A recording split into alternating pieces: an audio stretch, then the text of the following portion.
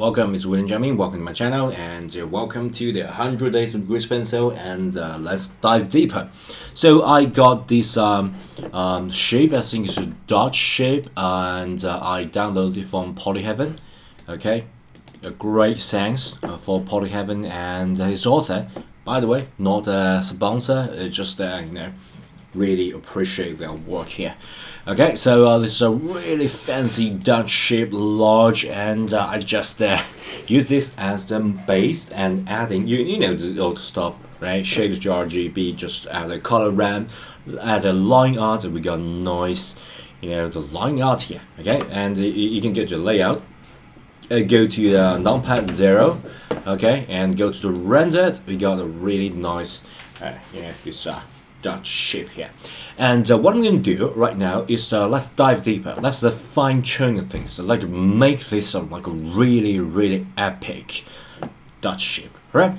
So without further ado, let's get to it. And then before you do that, if you haven't already, please subscribe to my channel and give the video a thumb up, right? So yeah, and let's continue. So what I'm going to do is to create line art, and remember, you can actually create much more modifier on just as same line art. So let me show you. Right, we got line art. Right, you can just collab this line art, and you can say line art contour, something like that. Do I spell the contour correct? Okay, not contour. It's a contour, right? So you can just use this as a contour, right? You can just get rid of everything, and you can just get a contour for this. So the great way and amazing way of doing this is that you can fine tuning that without actually adding a lot of Grease Pencil object to your scene, so it become much more manageable. And that's the reason why I just use modifier instead of adding multiple line art like Grease Pencil objects like a previous video. Because previous video, I think maybe the line art modifier will be different if you have to add different line art modifier, line art object to your scene, like Grease Pencil object to your scene. That's will be solely used for like a different feeling, the completely different material.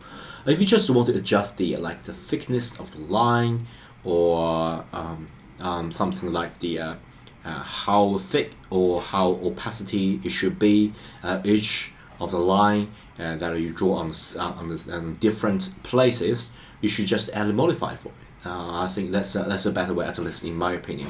And I search internet.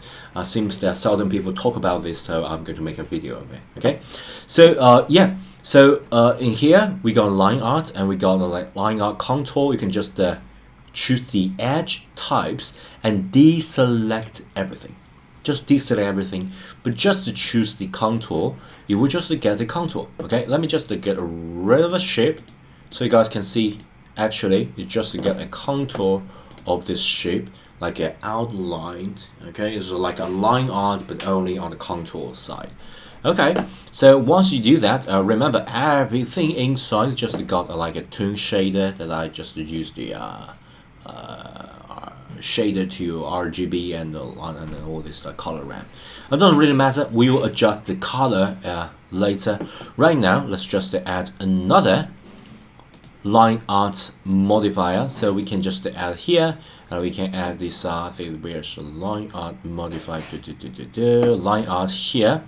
So we get another one, and this one we can just choose another one. So for example, the crease threshold. Okay, just crease. And what I'm going to do is to you can source type object or scene. Let me just add it to the scene. And we can make the line thickness. Remember, the line thickness, the original contour, the contour I want really stand out. Okay, so it's like a 25. And for the scene, you can increase the threshold so you can have a much more detail than before. Okay, so if you just decrease that okay, all the way down to 0, or maybe just decrease everything, you will just lose everything. Okay, so the crease threshold basically is that the angle is below that, below the threshold, we could consider a seam. It will consider a crease, which means that you got like two geometry that connect together. Okay, so if this way, it will not add a grease pencil, but if you just slightly bend it, so this is 180. Okay, so I'll maybe do this way. This is 180, and if you like blend it slightly, it will be considered a crease, and grease pencil will just draw a line here to show that it's a crease. So if you got a 180, that's the like a maximum amount. So you just even slightly blend a little bit, and that will be a line here. So that's like an automation of drawing. That's amazing. Okay, so you can switch it on or off, just like a tiny detail. But once you got like every detail that you want to get, you can just decrease the thickness to like a half of it, or maybe just 10, so you can get a fine tuning of the detail. Okay, so this is just a great when you actually you can see the result. Okay, so you get a really fine detail going on, but not like too stand out. Okay, that's just simply great. And of course, you can add more LineArt modifier that are dedicated to the different things. So, for example, this will be like crease, the REASE. Okay, crease, and this will be the I don't know, maybe the other things. Okay.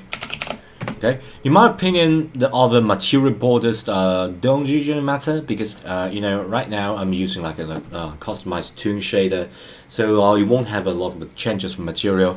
You can switch it on. It doesn't really matter. You can switch it on the other parts, and even light contour, cast shadow, all sort of thing.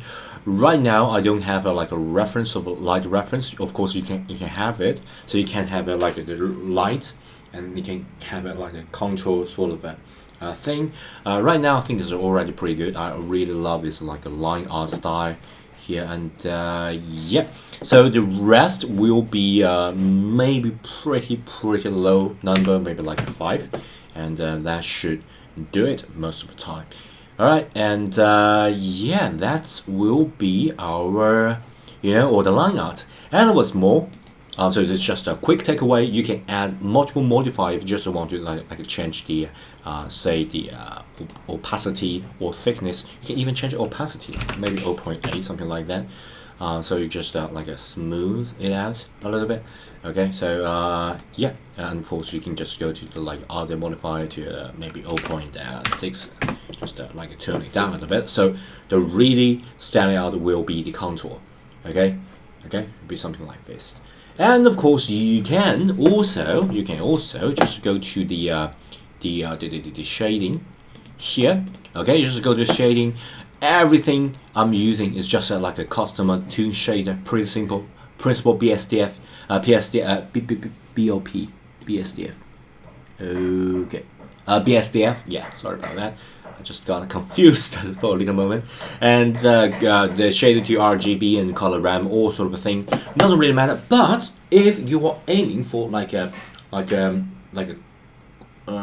colored comic, so you want to add some sort of color, but you don't want to like go to too detailed like a texture. If you want to go to texture, just you don't need to like delete everything from Polyheaven. You just use their color.